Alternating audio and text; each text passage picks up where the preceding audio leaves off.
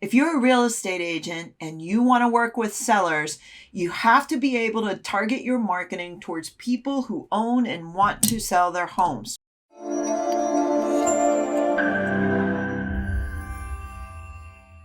If you're a brand new agent, you might be a little bit afraid of taking on listings, and that's okay. It can be a little bit daunting, but you want to head in that direction because he who controls the listings controls the market. Now, many agents out there really enjoy working with buyers. I like working with buyers. I find it a lot of fun to go look at homes. But buyers are in a position that they're really just putting out money very fast. They are taking on this massive debt. It's a good debt. They should take it on. It's a great hedge against inflation. But even though they know it's good for them and we know it's good for them, there's that big hurdle they have to get over.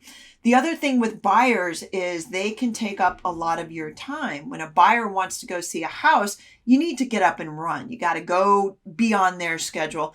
And that can take away a little bit your control of your schedule. Now, if you're a new agent and you're single and it doesn't matter to you and you just love driving hither and yon and looking at houses and setting up crazy showing schedules, don't worry about it. If you don't want to work with sellers, don't work with sellers. But if you're a single parent and you're trying to get into real estate, or if you love the idea of having control over your inventory and your time, you need to get into listings. So how do we find those people? The seller timeline can be a little bit longer than a buyer timeline. When a seller is looking for you, most times a seller is going to do an online search, and most times that's going to be Google, right? So you need to make sure that your Google My Business page is up to snuff. And the way to do that is to really drill down on how to make that page perfect. You can watch all of the Google FAQs. You can watch some of our videos that we have done on how to make that page work. You can pay someone to do that for you. You can run ads against your Google page, all of that. The point of this is when a seller is ready to make that decision, they're going to go online and they're going to say, who is the best realtor near me or best realtor to sell my home? So you need your Google ad to respond to that. The other one you want to be on top of is your Bing ad. And the reason for that is many home sellers, at least my avatar, tends to be people who are like me. They're in their 50s and 60s. They've, now accumulated some wealth. Their kids have gone off towards college and they have this house. Now they're ready for their dream house.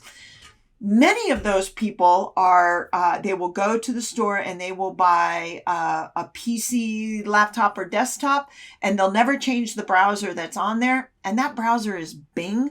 So you want to set up your Bing browser as well, your Bing ads as well. So we'll be posting some information about that. If you just Google, set up my Bing, identity page. I forget what it's called. Look up Jason Pantana. He will tell you how to do that.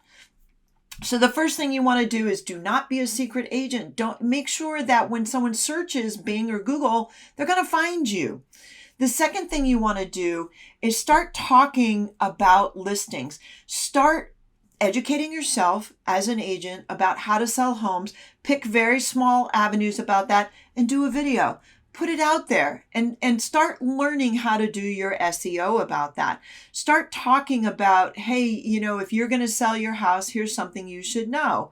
Talk about how the interest rates is going to affect how much buyers can afford. Watch your daily market and do a video update every day on what the average price is if you're working near a subdivision that you really like. What are the prices going for that subdivision? That information changes daily, or at least weekly, and you can become a trusted source for people in your neighborhood or people who own the homes that you want to sell. You could go and get free training by offering to work with or partner up with or intern with a listing agent in your area. See if you can join their team. You're going to get free training and you're going to get paid by them, whether it's a portion of their listing commission, or it's just being around that access, so that you can learn how to do a listing. The next thing you want to do is get on a very consistent schedule of following up. So say, for example, in a previous video, we talked about you could call a home sells in your neighborhood. You call everyone in the neighborhood and you say, hey, neighbor, I just wanted to let you know that 123 Banana Street sold. It sold for X amount of dollars. What do you think of that price? If that person is interested at all, you want to get to the point that you get their information from them and you put them in your CRM. In your CRM, you want to set them up for a monthly follow-up. It could be, and it should be, at least one market value report daily. You can do an inexpensive one on HomeBot. You could set them up on a drip from your MLS. Lots of ways you can do that. You want to make sure you're reaching out to them once a month. A really cheap and easy way to do it is print out the home market value and walk it around your neighborhood every month.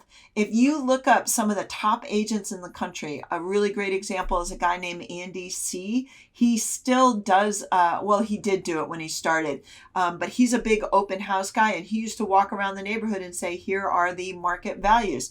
When you're brand new, you don't have anything else to do, usually. So these are ways to get your business up and running really quickly and start building this database.